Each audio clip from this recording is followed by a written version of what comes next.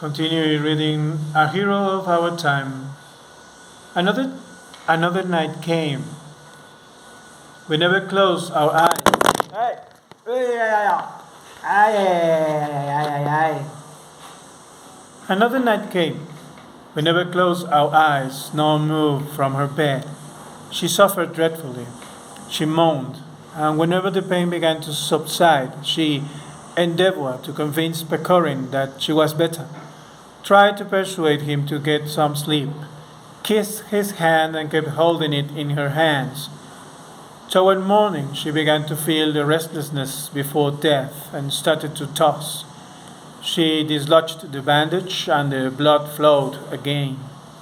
When the wound was debandaged, she quieted down for a minute and began asking Pecorin to kiss her. He knelt beside the bed, raised her head up a little from the pillow, and pressed his lips to her lips, which were growing cold. She firmly wound her trembling arms round his neck, as though in this kiss she had wanted to transmit her soul to him. Ah, she did well to die. What indeed would have become of her if Pecorin abandoned her? And this is what would have happened sooner or later. For half the next day she was calm, silent, and submissive. No matter how much our army doctor tormented her with poultices and potions. For goodness sake, I told him, haven't you said yourself that she was sure to die? Why then all those medications of yours? Still it's better this way, Maxim Maximich, he answered. Maxim Maximich. So as to have a clear conscience. A clear conscience indeed.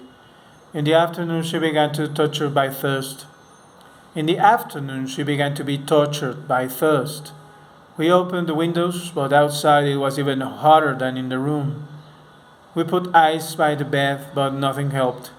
I knew that this unbearable thirst was a sign that the end was near, and this I told Pecorin. Water, water, she said hoarsely, raising herself on the bed. He turned as white as a sheet, grabbed a glass, filled it, and brought it to her. I covered my eyes with my hands and began to say a prayer. I don't remember which one. Yes, I have seen a lot of people die in hospitals and on the battlefield, but it was not at all like this, not at all. And another thing, I admit, saddened me. Before her death, she did not remember me once, and yet it seems I had loved her like a father. Well, God will forgive her. And in truth, who am I to be remembered by anything, by anybody before death? Immediately after the draught of water, she felt better, and 3 minutes later she expired. We held a mirror up to her lips. It remained unclouded.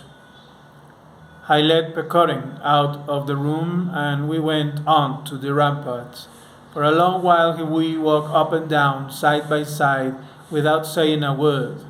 Our hands behind our backs, his face did not express anything unusual, and this annoyed me. In this place I would have died of grief. In his place.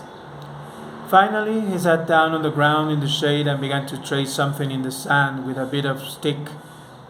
I wanted to comfort him, mainly for the sake of propriety, don't you know, and started to speak.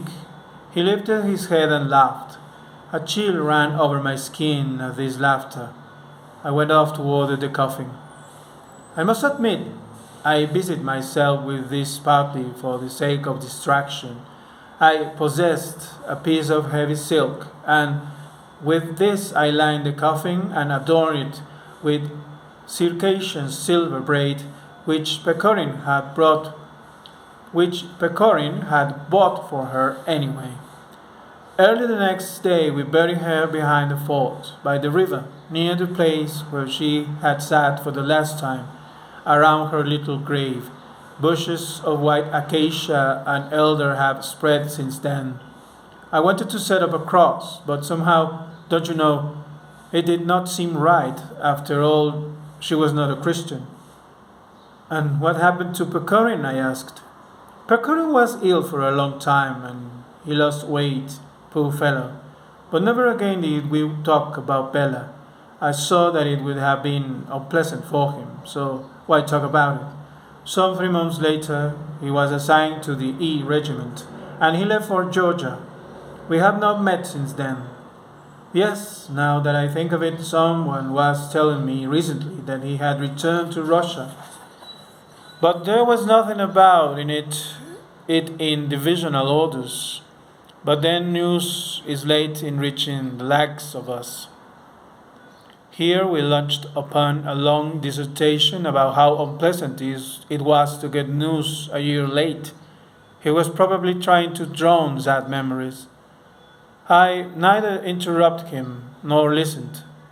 After an hour, it became possible to continue our journey. The blizzard had subsided, the sky was cleared, and we set out. On the way, I could not help starting to talk again about Pechorin and Bela. Have you heard what become of Kasbich? I asked.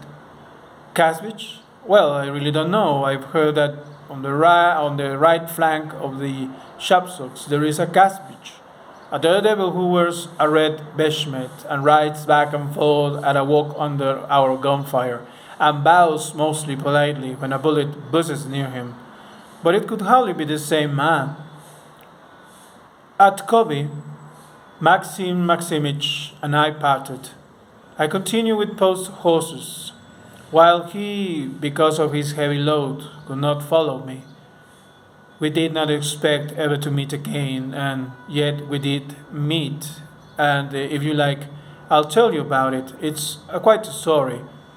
You must admit, though, that Maxim Maximich is a man worthy of respect, isn't he? If you admit that, I shall be fully rewarded for my story, which perhaps has been too long. This is the final part of the chapter Bela of this great novel, a hero of our time. Thank you very much.